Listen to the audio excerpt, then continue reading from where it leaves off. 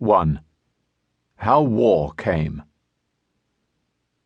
War came to Indochina in the wake of the crumbling of the European colonial empires in Asia during World War II.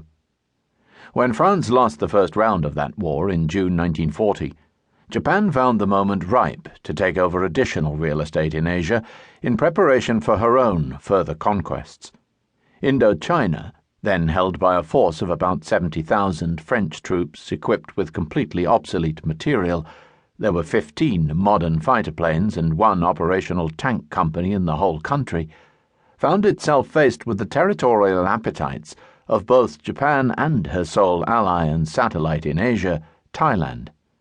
In true Axis fashion, Thailand signed a non-aggression pact with France on June 12, 1940.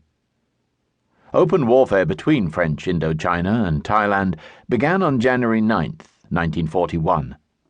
The French at first lost some ground, but began to counterattack as reinforcements arrived along the Thai border. On the seas, one old French cruiser sank one-third of the whole Thai fleet in a naval engagement off the island of Koh Chang on January 17th, and Japan, seeing that the war was turning against its pupil and ally, imposed its mediation between the two parties.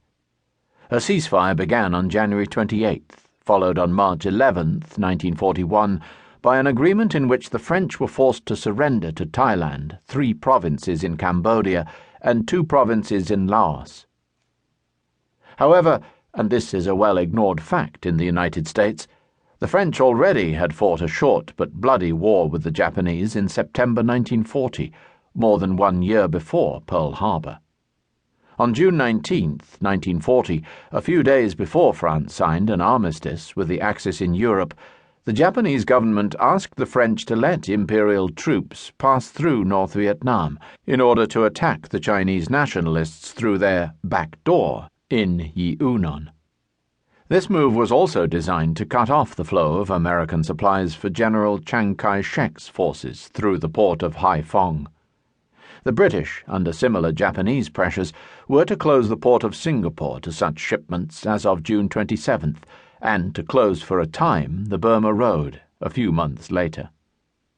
Even before the Japanese ultimatum, General Catroux, then Governor-General of Indochina, had sent a purchasing mission to the United States in order to acquire 120 modern fighter planes, as well as modern anti-aircraft guns, already fully paid for by France under contracts passed earlier.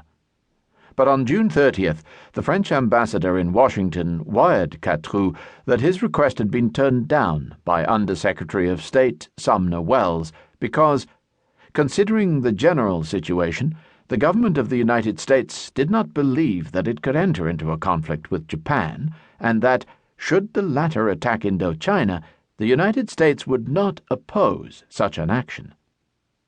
Secretary of State Cordell Hull, in his memoirs, confirms the fact, adding that, with Japan in control of key points in Indochina, we were reluctant to sell any additional equipment to Indochina, hoping that Indochina would delay and parley and hold out to the last minute against Japanese demands, since, in Hull's view, Japan would not dare make a military attack at this time.